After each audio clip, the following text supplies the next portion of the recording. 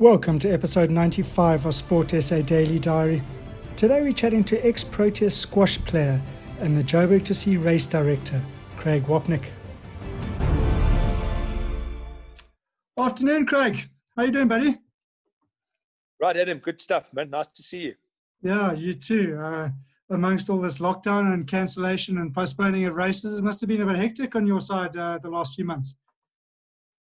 It has been. It's been, I think, no more so than others, I'm sure. But the challenge of the entire event industry, I think, has been, I think we've had to really rethink a few things and and try and make some plans as to what we can do to keep things going. So it's been a hell of a challenge. Yeah, I'm sure.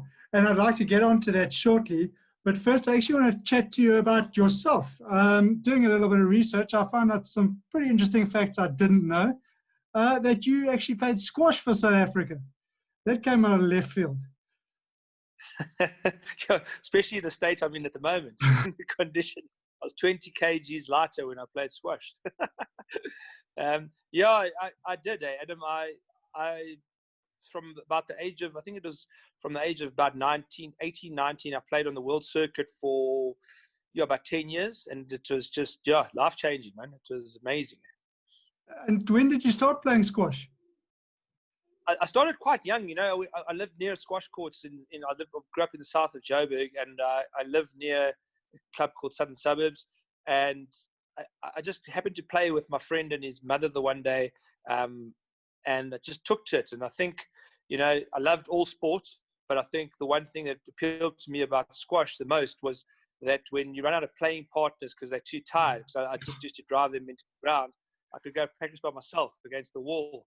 So the concept of kicking a ball against the wall or hitting a tennis ball against the wall, and then obviously finding squash was just a natural progression. It says something about probably my mental state as well, Yeah, and progressing onto a mountain bike, but we'll get to that. You had a pretty successful career. You say you played on the circuit for 8 years. You played in the Commonwealth Games, which must have been an amazing experience. You were a South African national champ, and you captained South Africa as well. Those are some pretty impressive highlights. Thanks, man. It seems quite a long time ago, but it was that was a great phase of life. Honestly, people often ask me, was it premeditated? It wasn't so much premeditated that I wanted to play squash seriously, say at the age of 16, but just one or two things fell into place about having, I would say, inspiration around me the whole time of better players, exciting players that are playing overseas, players overseas coming to South Africa. And one thing just got better and better without sort of too much planning, and then got a gap. When I got reasonably good, I got a gap to, firstly I went in the army and played squash in the army with a whole bunch of professionals, which was our job basically in the army on the South African taxpayers' money, which was great in those days. And then then I got an opportunity to go overseas and play. And I think eventually I just realized that I can do this, and I lived 6 months overseas, 6 months in South Africa, and made a living. And people always ask me, how much money we made a living. It's not tennis. We made a living out of squash, which is a lot more than a lot of sports can actually do for you. 100%. So we were actually lucky, not all sports, like if you're a top canoeist or top paddler or something or whatever, you can't always make money out of the sport. So we were actually very privileged to be able to do that. And the circuit now is even better than it was. So it's like a mini version of tennis in terms of how it all works. Yeah. And you say you played all over the world. Is there a particular location or country where you find the best players came from? Well, it has changed, but when I was playing, the UK was kind of a dominant force in terms of not necessarily only their players, but who they attracted onto the island to play their various national leagues and pro leagues, as well as like a decent central base to go and play the tournaments all around the world. Then you would also play German Bundesliga, and you would play some other leagues in Europe. So I started off in Switzerland as a base, and then moved to England for my because I was doing winters there and winters here basically, and then obviously South Africa, I was playing provincially here as well as tournaments and stuff. But it has moved now. It has the shift has changed. The best players are now in Egypt, and there's a huge growth in the United States on the East Coast primarily. Massive growth there. So that has shifted the sort of landscape. A lot of the pros go train and coach over in the US, and then base themselves there for tournaments and stuff.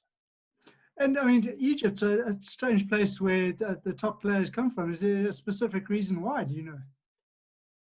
I think there is a reason why. I was actually chatting to a guy today about it. In fact, there's the ex-players. So Egypt had a lot of good players in the history of squash. They've done really well. Not quite as good as the Pakistanis used to be, but very close. And then one or two sort of stars came around, and they have all put back in. They are all just have put back into Egyptian squash, basically. Mm-hmm. So ex-players are coaching players who are then going to become ex-players and coaching ex-players. And they've got a system where it's almost like there's so many kids that want to play. It's almost, I think it's their second sport or third sport in terms of popularity now.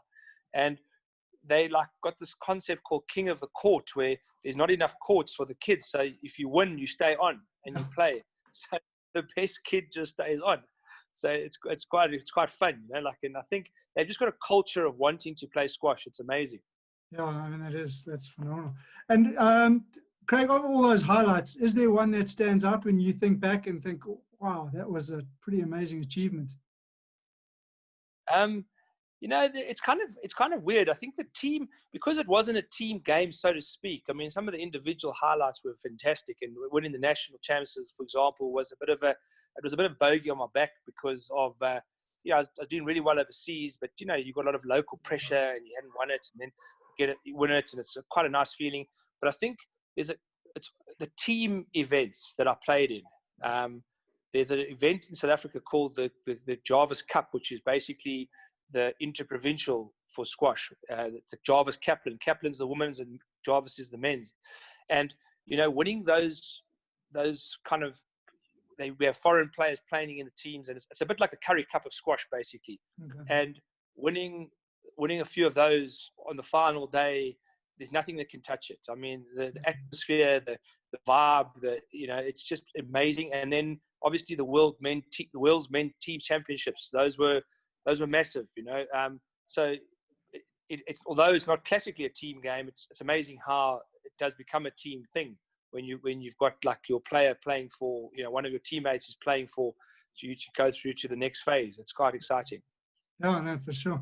And do you still have a keen following on squash? Do you still keep up with the times? Absolutely, and I think more so now. Just trying to work out South African sport in general and how to make sense of this all, because it's a lot of sports aren't in a really good space because of various factors, and a lot of it's got to do with just you've seen it yourself.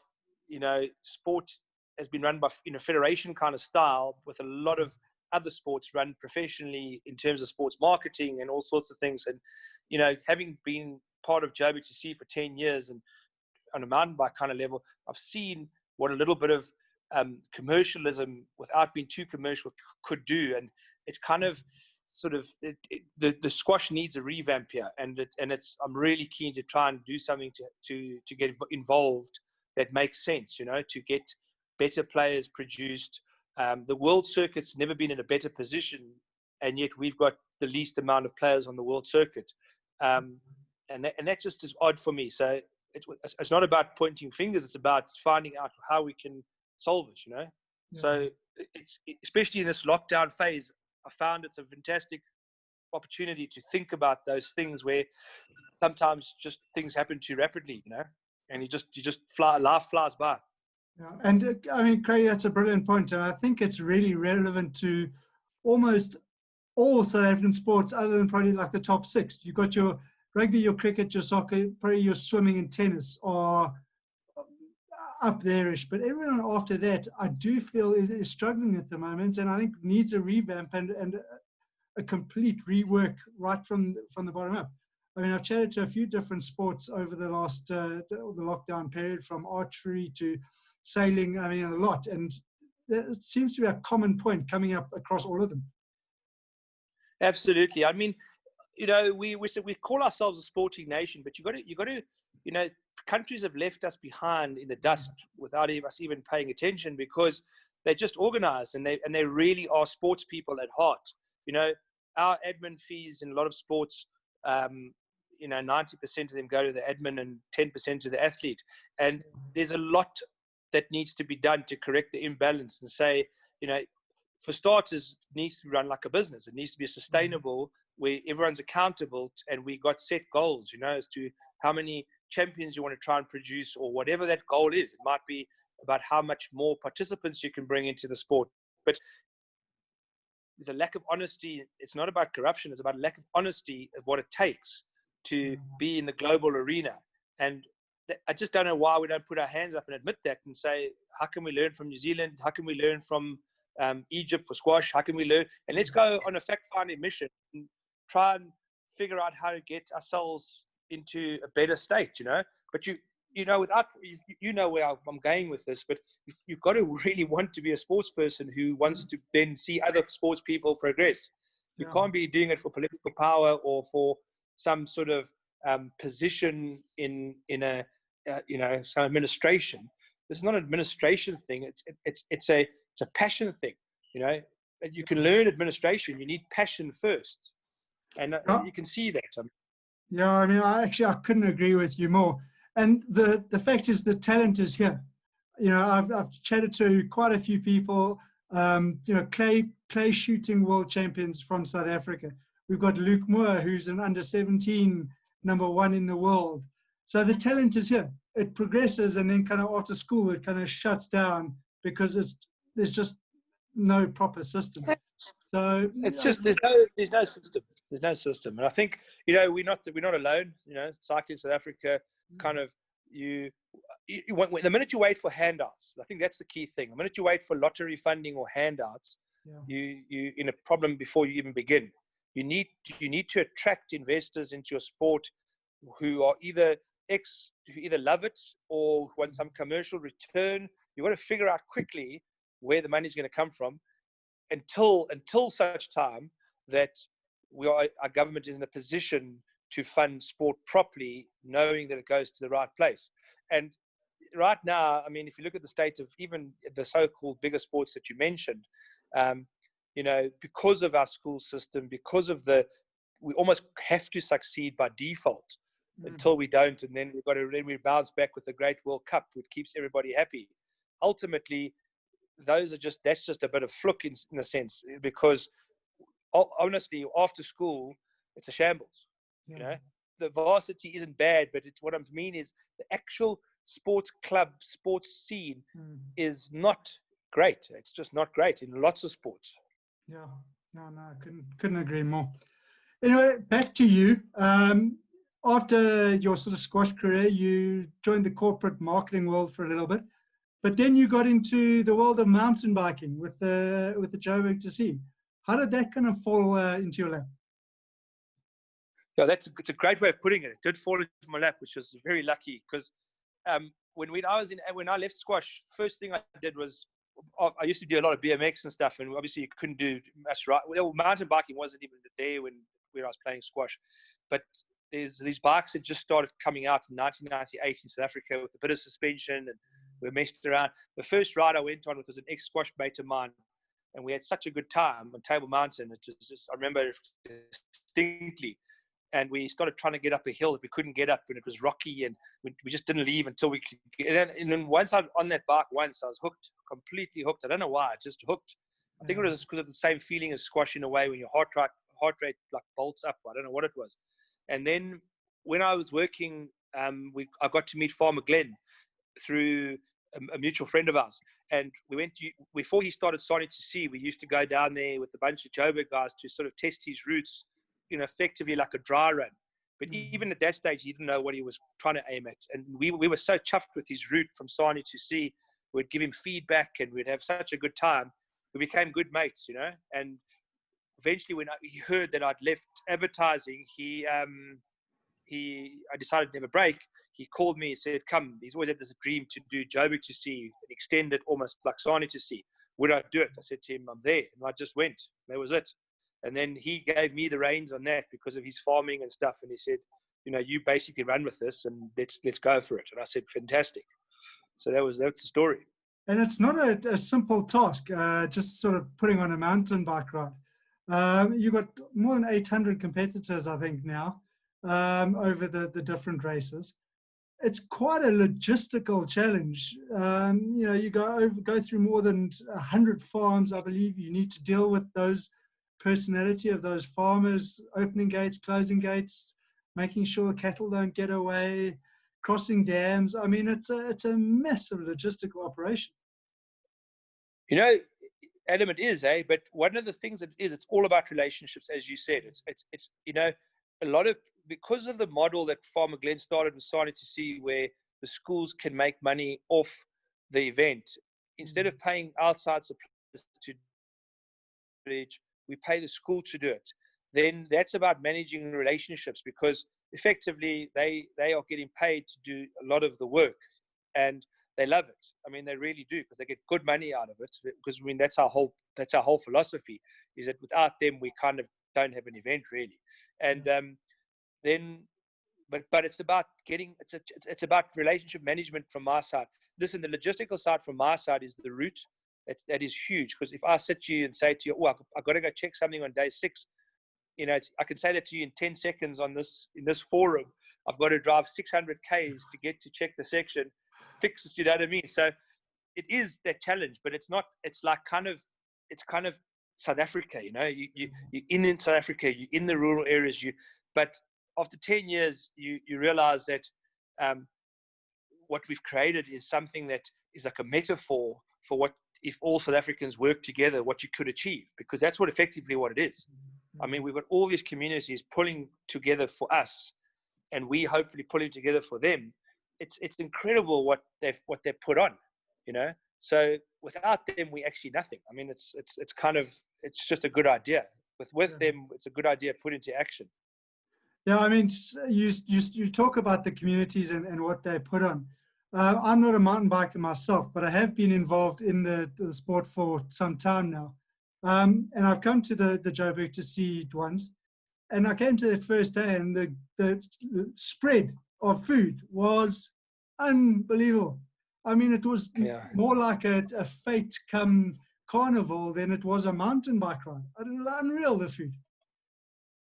Yeah, it's so you know, and they don't get paid extra to do that. That's pure South African here. There's only one way to describe it. It's proud. They are proud of what they do. The woman that runs, she's one of the runs Frankfurt from the sort of logistics catering side. She phoned me just after we had to make the cancellation due to COVID, and she said to me, "Dit voel soos ek my baba verloor het." Now, you know, I've just lost my baby. And I'm going, jeepers. And no, that's a bit harsh. But she said, no, they're devastated. They're devastated. That there's, you know, and then obviously, there's a lot of proudness, because as we grow our overseas numbers, they know that they're showing off their community to a whole bunch of overseas people. So that even makes them more want to show us their best, you know. But it's astounding, actually. And that, I think, to be, you know, when you're involved in something for so long, you that's what keeps you motivated, because, you know, riders you see once a year, and they tell you, yes, they liked it or whatever, they didn't like it, but hopefully they liked it. But these communities we speak to all the time, and like, they're the ones who, when I say, are sort of kind of almost desperate for the cash to build their schools, that's not an understatement. So we like, well, that just keeps us motivated, you know. Got to try and just keep this thing going and alive and well. And I think that's it's just amazing. So essentially, Joburg to Sea is a lot more than just a mountain bike ride for the 800 riders. Yeah, and I mean, it's weird talking about it because you obviously every time you talk about it, you feel like you're talking about yourself, and not what I really want to do. So but it's true. Like JBTC is true. I like got this new thing where I say it's a true story of South African economic empowerment. We need to start looking at all South Africans as South Africans, and JBTC is living that example. We work with all types of people, all types of backgrounds, and that's how it should be. And everyone that if a community is flourishing, all the people flourish. And if a school's doing well, the whole community is doing well. And it's like kind of a metaphor. That's what it is. It's South African economic empowerment, and we just want to keep moving in that direction. Yeah. And Craig, had the 2019 event gone ahead, there would have been a first for a mountain biking race with Justin Jeffrey bringing on a couple of guys on hand cycles. Tell us a bit about how that came around and the impact that would have had. Yeah, look, I mean, it's still on. If as soon as JBTC can come, it's still on. But these, listen, we can moan about coronavirus, we can do this, we can feel sorry for ourselves, but these gentlemen who've had various things happen to them in their lives, who they're on a different level of challenge, okay, and they are all coming out of this challenge in like it's absolute, it's astounding how brave these are, positive they are given their situation. And we saw that Phil, one of the guys, Phil, told us that he wants to do this, and he's a quadriplegic. And then Eric got on board, but Eric is probably going to wait now anyway, and probably going to come next year. And Gabriel, who's had an accident, but he's got a different sort of injury, but wants to ride. I mean, for us, we obviously will change a few things. Just for us, that is like you say they say to me, "Thanks for doing us a favor." I don't know. Thanks for doing us the favor, because I mean, how it's unbelievable. You wake up and you get like kind of they're like an inspiration. So I mean, the guys. It's just amazing, and they are going to well, hopefully the story was meant to happen this year. Let's hope it just carries on next year, and we just carry on with the same vision.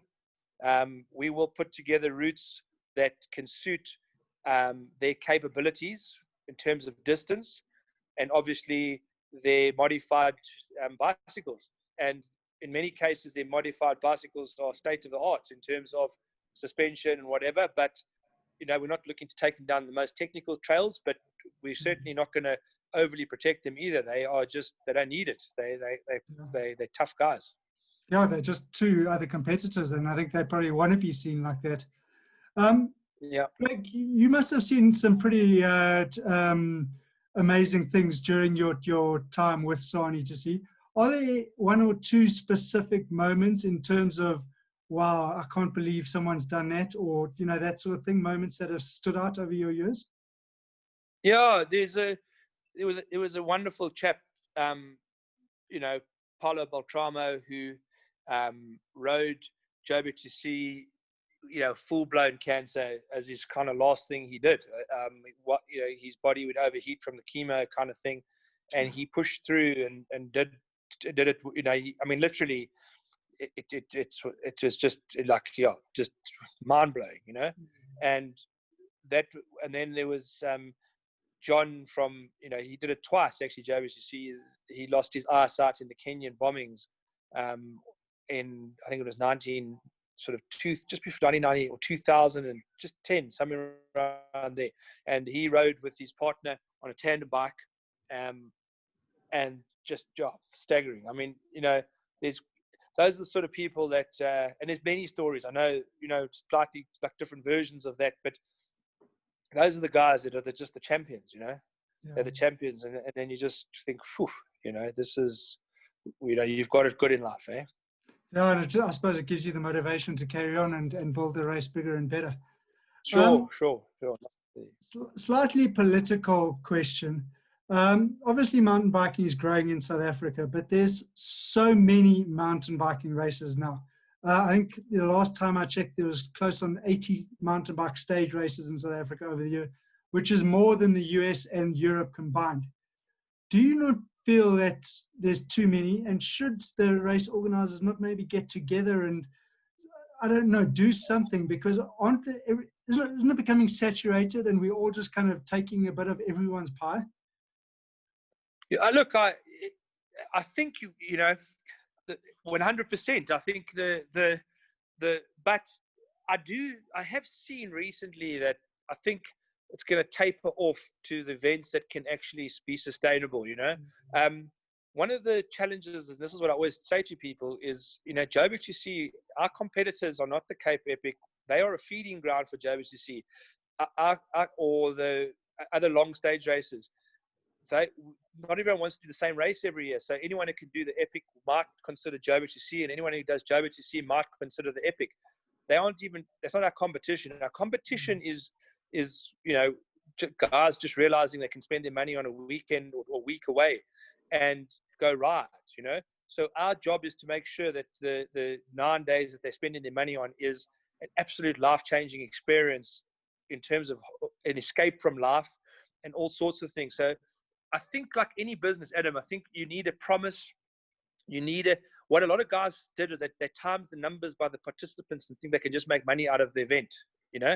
They think, oh, if I get this amount of people, I'm going to make this amount of money. Ooh, mountain biking is so popular, let's do it. Okay.